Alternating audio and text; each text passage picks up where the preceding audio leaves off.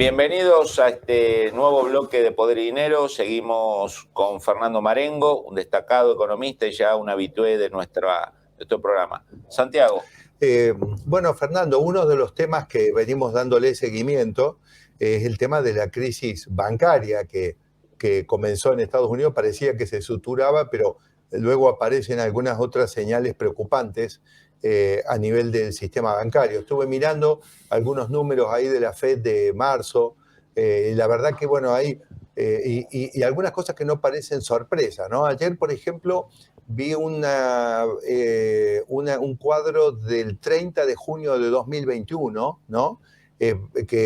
Producido por JP Morgan Global Intelligence Unit, que mostraba que el Silicon Valley Bank en ese momento tenía un 74% de estos held to maturity activos, ¿no? De tal manera que ese ya era uno de los niveles más altos dentro de los 30 bancos más grandes de Estados Unidos, y eso ocurría el 30 de junio de 2021. A esto hay que sumarle indudablemente algunas otras, porque también puede haber estado dando algunos loans y esto tampoco lo podés recuperar rápidamente. Luego, cuando colapsa, tenía 94%, digamos, en ese indicador. Pero daría la impresión de que alguien se pudo haber dado cuenta, digamos, antes de que ocurriera, de que eso estaba, que el riesgo era muy alto. Y cuando uno se pone a mirar algunos números, te das cuenta que todavía existen unas cuantas entidades que están,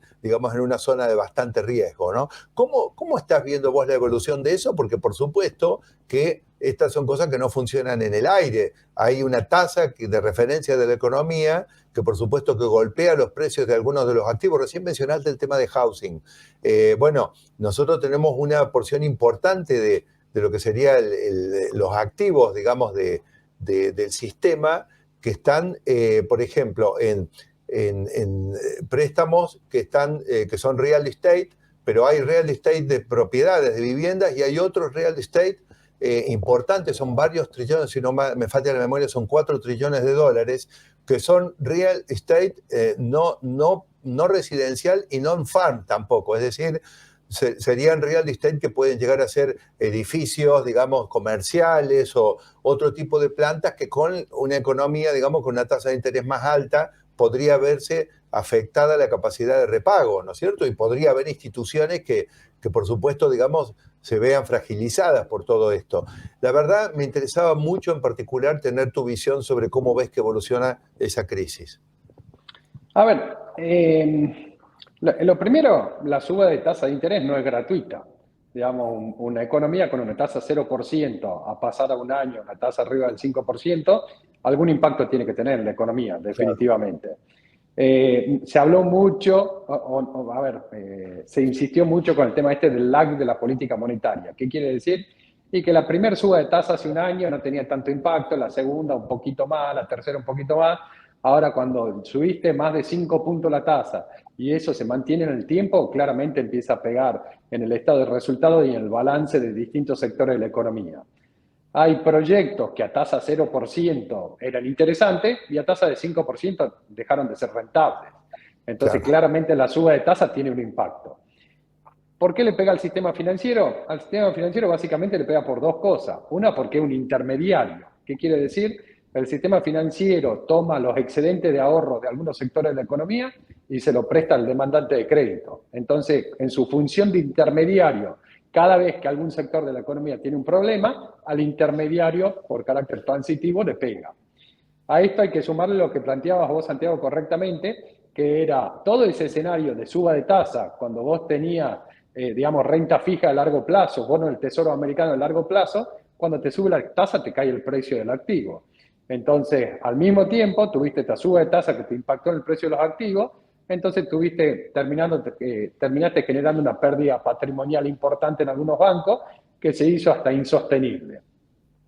Dicho esto, lo primero, creo que no es una crisis financiera, a diferencia de que fue Lehman Brothers en su momento. Creo que es algo que está centrado en un grupo de entidades muy particulares que financiaban empresas tecnológicas y venture capital y que la suba de tasas le complicó ese negocio. Lo segundo que creo que a diferencia de 2008, la Reserva Federal reaccionó correctamente. ¿Cómo hay que reaccionar? Hay que garantizar los depósitos y que el accionista pierda, y es lo que se hizo, se salió a garantizar todos los depósitos más allá de las garantías, pero los accionistas perdieron todo. Entonces creo que lo mismo que en Suiza también, ¿no? Los accionistas salieron perdiendo. Absolutamente, es la forma de controlar este tipo de crisis. ¿Por qué? Porque lo que tenés que hacer es frenar la crisis de confianza, que no haya desconfianza en el sistema financiero para que la crisis no sea sistémica. Ahora, dicho esto, ¿pueden seguir cayendo? Sí, creo que pueden seguir habiendo problemas con instituciones, problemas crediticios y problemas de este tipo, porque de nuevo, la suba de tasa no es inocua y hay que darle tiempo para que haga su trabajo, que es lo que se llama el lag de la política monetaria. Por eso creo que la Reserva Federal no debería seguir subiendo mucho más la tasa, pero sí mantenerla en un nivel como el actual.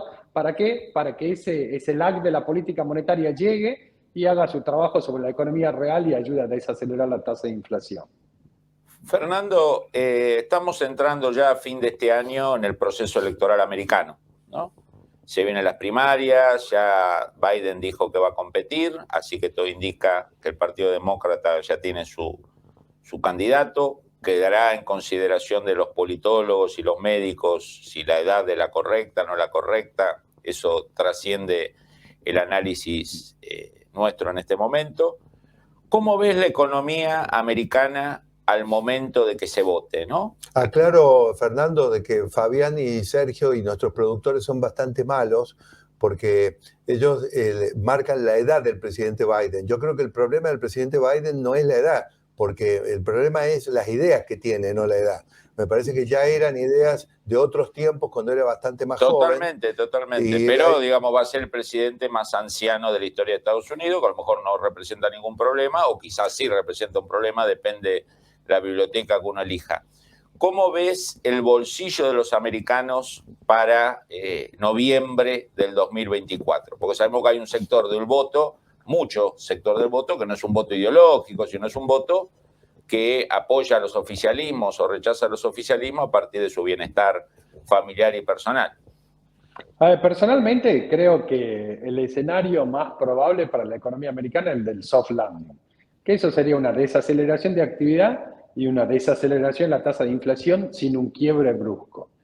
¿Hay riesgo de un hard landing? Sí, definitivamente hay riesgo de un hard landing.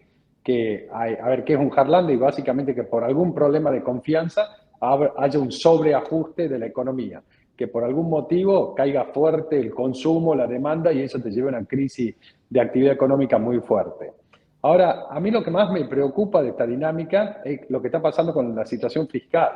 Digamos, Estados Unidos hace 6 meses atrás tenía un déficit más o menos de 4,5 puntos del PBI, y cuando tomás el dato a marzo, está con un déficit de casi 7 puntos del producto. Wow. Y si uno toma el marginal de los últimos 6 meses, o sea, qué pasó en el último semestre, está yendo a un ritmo del 8,5% del déficit fiscal. Claramente es una situación preocupante, con una discusión del debt ceiling que se está dando en estos días, que yo creo que puede generar volatilidad en la economía y que sería necesaria una resolución rápida, pero no solo rápida, sino que la resolución también implique una reducción del déficit fiscal vía reducción de gasto. Creo que, de nuevo, hace un rato hablamos de la fortaleza del dólar. Y yo decía, no tiene, a ver, cuando uno ve los indicadores de la economía americana, la situación fiscal, la evolución de la deuda, los niveles de tasa de interés, la verdad que son preocupantes, pero el principal activo que tiene la economía americana es que hoy no hay una moneda que le compita. Porque ahora, si uno agarra estos números y no sabe de qué economía es, de qué país son esos datos, digamos, uno estaría en una situación preocupante. Diría, acá hay un problema. Claro. Pero, Fernando, de todas maneras, eso, digamos, parece difícil un ajuste fiscal tan grande y para financiarlo aún así es mucho. ¿Podría comprometer en realidad el apretón monetario o no? Porque en algún punto podés... Definitivamente, porque vos tenés por un lado la Reserva Federal tratando de ajustar, y por un lado la Reserva Federal tratando de ajustar y controlar la inflación, y por el otro lado tenés un gobierno, un fisco expandiendo el gasto. Entonces, claramente eso te genera un problema. Fernando, que en un año electoral la administración Biden vaya a hacer los deberes, ¿no? Creo que ahí la discusión va a ser dentro del Congreso y cuánto el Partido Republicano impone su fuerza y lo obliga a hacer un ajuste, ¿no? Claro, ahora, Fernando, entonces vos te imaginás corriendo este año al 8%, tan alto como eso, el déficit fiscal. A ver, el déficit fiscal de marzo, los 12 meses anteriores, el acumulado a marzo está en el 7% ya. Wow. O sea, yo tomo los últimos 12 meses y ya está en un déficit del 7%. Ahora, si tomo los últimos 6, que es cuando se aceleró el deterioro, está yendo a un ritmo del 8,5%. Entonces, de nuevo, es una situación preocupante, demanda un ajuste, y demanda un ajuste, creo que fundamentalmente con un recorte del gasto en algunas partidas. Y eso tiene dos patas, una parte el incremento del gasto y otro una recaudación que se está sintiendo resentida fundamentalmente por el impuesto a las ganancias, principalmente por las ganancias de capital, ¿no? Por supuesto, por supuesto. Fíjate, podríamos ver un país de Latinoamérica, Argentina, podría aportarle el ministro de Economía de Estados Unidos. Sí, cómo empeorar las cosas. No, porque el déficit fiscal argentino creo que no es tan alto. Sí, creo que está en 6. Está en 6, claro. Fernando, agradecerte, como siempre, tu análisis. Como le dijimos antes, no iba a haber buenas noticias, pero tampoco tan malas. Te agradecemos mucho, te esperamos el próximo programa. Siempre lo mejor es la verdad. Muchas gracias, Fernando. Gracias, Fernando. Muchas gracias a ustedes. Y entren a Black Toro, no se olviden.